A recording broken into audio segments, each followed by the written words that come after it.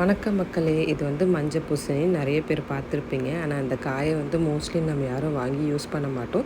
அப்படியே வாங்குறதா இருந்தாலும் பூசணிக்காயில் வந்து சாம்பார் அப்படி இல்லைன்னா ஏதாவது ஒரு கூட்டு தான் பண்ணுவோம். இப்போ இந்த பூசணிக்காய் வச்சு ஒரு சூப்பரான டிஷ் பார்ப்போம்.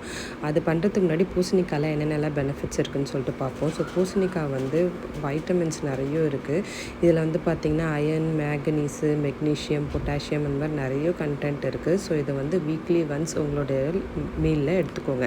இப்போ இந்த பூசணிக்காயில் இருக்கிற தோலெல்லாம் நல்லா சீவிட்டு இதை குட்டி குட்டியாக அந்த மாதிரி கட் பண்ணி ஒரு மிக்ஸி ஜாருக்கு ட்ரான்ஸ்ஃபர் பண்ணி அதில் ஒரு அரை கப்புலேருந்து ஒரு கப்பு வரைக்கும் தண்ணி விட்டு நல்லா ஒரு பியூரி மாதிரி அரைச்சி எடுத்துக்கோங்க. இப்போ நம்ம அரைச்சி வச்சுருக்க பூசணிக்காய் ஜூஸை ஒரு கடாயில் ஊற்றிக்கோங்க. கடாயில் ஊற்றிட்டு இதை லோ ஃப்ளேமில் ஒரு 10 மினிட்ஸ்க்கு அப்படியே ஸ்லோவாக கொதிக்க விடுங்க. ஒரு 1.5 ஸ்பூன் அளவுக்கு சால்ட் ஆட் பண்ணிவிட்டு நல்லா கொதித்த உடனே ஸ்டவ் ஆஃப் பண்ணிவிடுங்க. இப்போது 2 கப் அளவுக்கு அரிசி மாவு எடுத்திருக்கேன். இந்த அரிசி மாவு வந்து பார்த்திங்கன்னா நார்மலாக ரேஷன்லேருந்து வாங்கின அரிசியை கழுவி மிஷினில் கொடுத்து அரைச்ச அரிசி மாவு தான். இது வந்து பிராண்டட் அரிசி மாவுலாம் கிடையாது.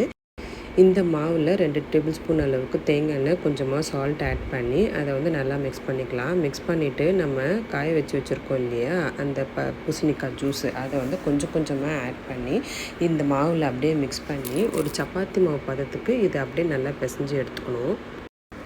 மாவு இந்த மாதிரி கையில் ஒட்டாத மாதிரி வர அளவுக்கு இது நல்லா பிசைஞ்சு எடுத்துக்கணும். அண்ட் இந்த மாவில் நம்ம வந்து இடியாப்பம் தான் பண்ண போகிறோம். ஸோ இந்த மாவை அப்படியே மூடி வச்சுருங்க ஒரு 5 மினிட்ஸ்க்கு.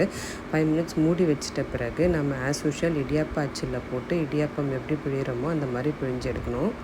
புழிஞ்ச இந்த மாவை இட்லி குண்டானில் வச்சு ஒரு 5 மினிட்ஸ் ஆவி கட்டி எடுத்தோம்னா சூப்பரான பரங்கிக்காய் இடியாப்பம் ரெடி. இது வந்து நல்லா ஸ்வீட்டாகவே இருந்துச்சு. ஆனால் நாங்கள் கொஞ்சம் காரசாரமாக சாப்பிட்ணுன்றதுனால மட்டன் குழம்பு வச்சு சாப்பிட்டோம். செம்ம டேஸ்ட்டாக இருந்துச்சு.